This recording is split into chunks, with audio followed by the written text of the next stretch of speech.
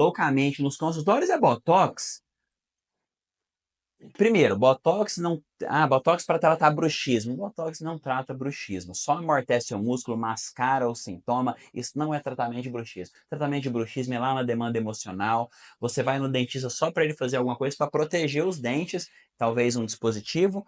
Mas o bruxismo, quem vai tratar é lá quem trata o emocional, tá bom? Um psicólogo, um psicoterapeuta, um analista, um psicanalista, sei lá, um macumbeiro, você vai onde você quiser, um pastor, tá? Eu sugiro que você procure resolver suas demandas emocionais para resolver o bruxismo. Mas o Botox para áreas estéticas, pelo amor de Deus, gente, você precisa entender que a estética copia o que é saudável. Que tal você ser saudável de verdade?